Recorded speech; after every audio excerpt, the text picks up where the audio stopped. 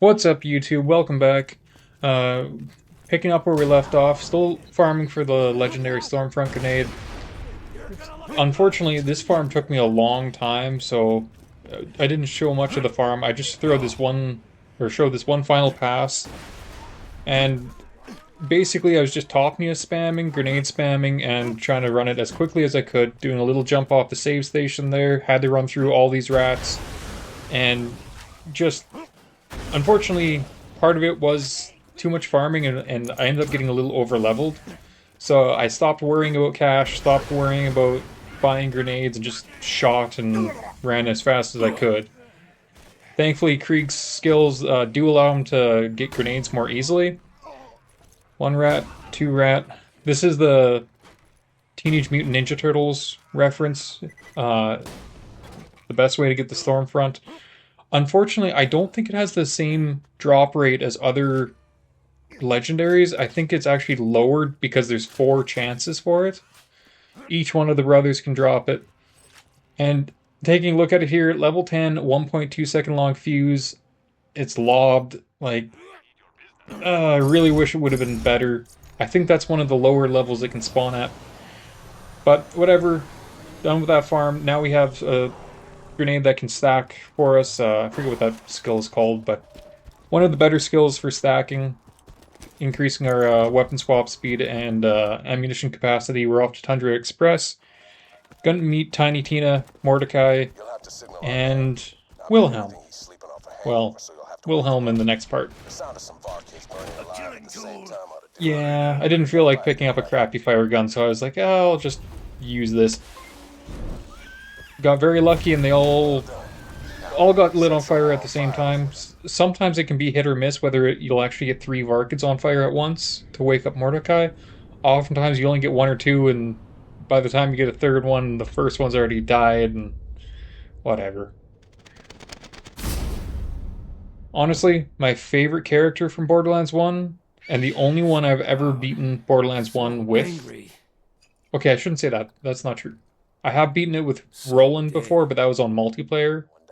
My friend was playing Brick, I played Roland, and by the end of that game, we were just so done with that. We couldn't follow the story, we didn't care for the story, we just wanted that game finished. So now we're over to Tiny Tina's little, I don't know, cave. And unfortunately, this map is just so much running that usually I don't even try to fight. Because like I said before, I am over-leveled, and I'm not trying to be. So, quite often I just wouldn't even bother fighting people if I knew they were under-leveled. Yay, the crazy kid. Woo! The only game I can still actually stand her in. Tiny Tina in Borderlands 2? Fine. Tiny Tina in Borderlands 3? Horrible. Can't stand her. Tiny Tina's Wonderland? Forget it.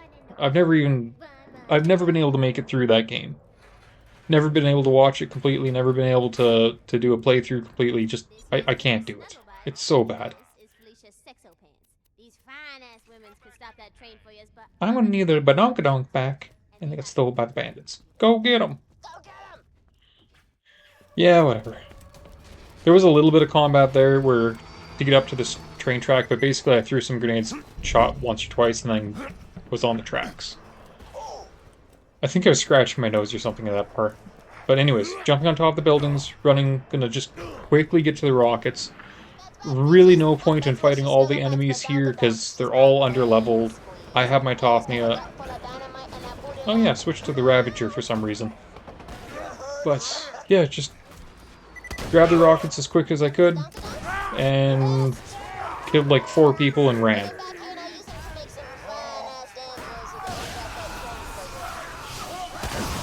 Yep, that's all the fighting I did. I just left. Awesome! Just a second. This gonna be good. Mm-hmm.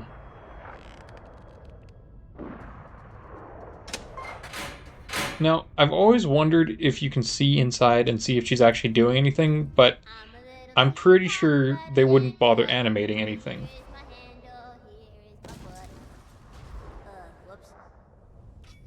Like a bomb in a hot ass dams, it'll blow stuff up and make people die. See, this is why people like Tina in Borderlands 2. Let's get to work. But she's so much worse and so over the top in Borderlands 3 that it's just, Sisters, man. yeah, most people kind of don't like her at that point. Take 'em. Just put my damn sister in And I was so tempted to grab her mission there because I don't really have any corrosive guns except for I think the Hornet right now. And I'm going to be fighting Wilhelm in a second. I still don't have any corrosive guns. But then I realized, like, okay, I have enough explosives. I really shouldn't need anything else for Wilhelm. And the first time I fight him, I actually just used the Unkempt Herald. But I had to farm him for a Logan's gun because I want a really low levels of Logan's gun so I can regen rocket ammo later on. For some reason, it took, I think, a half hour, 45 minutes, something like that, just to get a single Logan's gun. I couldn't believe how long it's taken. It never takes that long for me. But anyways, that's why this video might be a little bit on the shorter side. It took forever to get a Lob Stormfront. It took forever to get a Logan's gun. And after I got a Logan's gun, this is the first Absorb Shield I'd found in the entire game. And it's like a horrible absorb rate, but whatever, it was something. And yeah, so now I can regen rockets, just not very well. And this Topnia is actually falling off.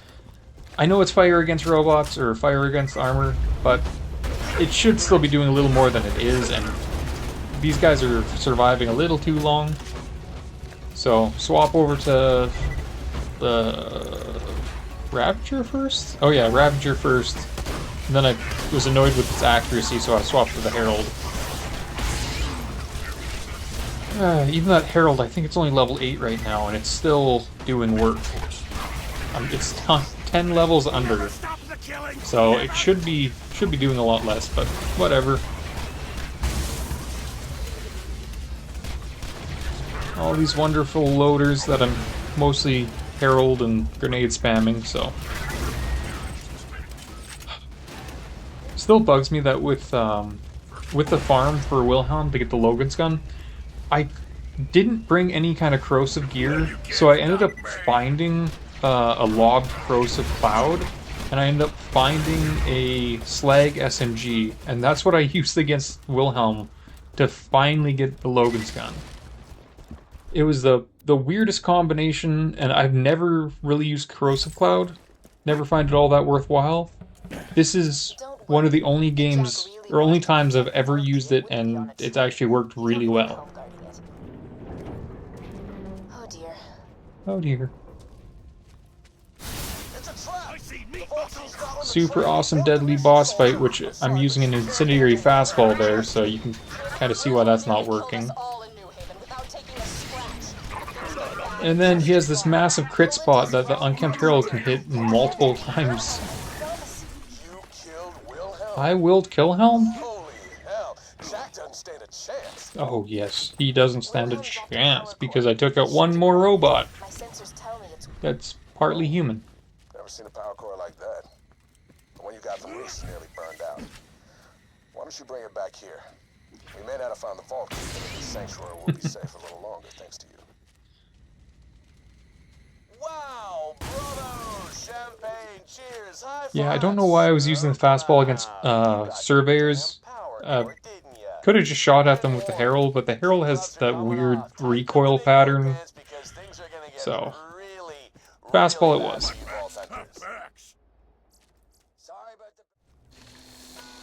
Anyways, this is more the loadout I ended up using. This TDR Slag SMG. And then I think I just used this in the Corrosive Cloud.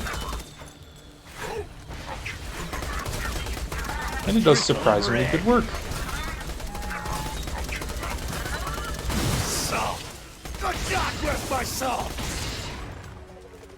So this is the kill. I finally got the Logan's gun. You might notice I'm up almost 2 levels from where I left off. Just a ridiculous amount of farming for that. I couldn't believe it took that long. Normally I get the Logan's gun on accident. Like that is ridiculous that I had to wait that long to get that.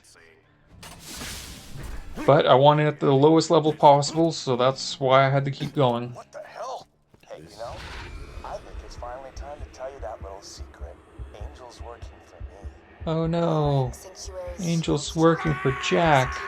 phase shift. What a surprise.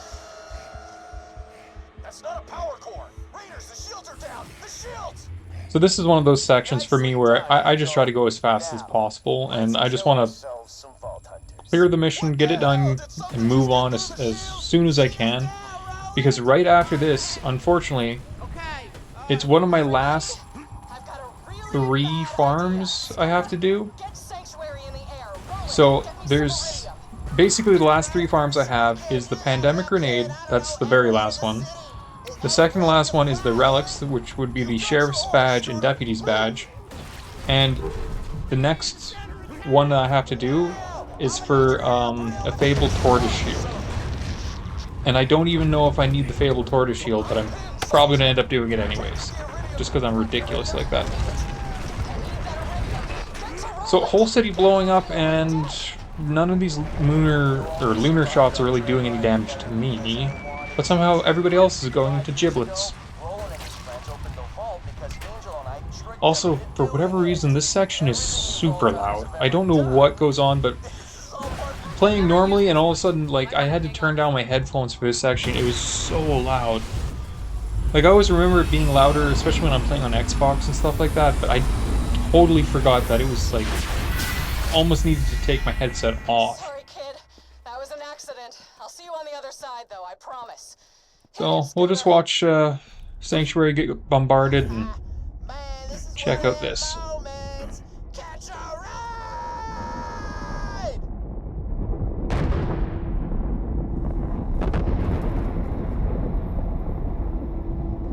So pretty. See, moments like this is what I actually miss from Borderlands 2. 'Cause this is really cool, and it's not overly polluted like in Borderlands 3. It's like, what spectacles in Borderlands 3 actually had you impressed? Because to me, that was fairly impressive back in the day, and even still, it's like, that's a really cool scene. I can't think of a single scene, anything like that. So I parked on the wrong side. I was just going to blow up the vehicle, and then I was like, you know what, it can just stay there, whatever. So I ran around, and after this we'll be making our way back to Sanctuary, and hopefully we can continue the main story, but I do have to do, like I said, a little bit more farming for that Fabled Tortoise, and then after that, I think we can hit up the main story for a while. So that's where I'm going to wrap it up now, guys. Have a great time, and I'll see you in the next one.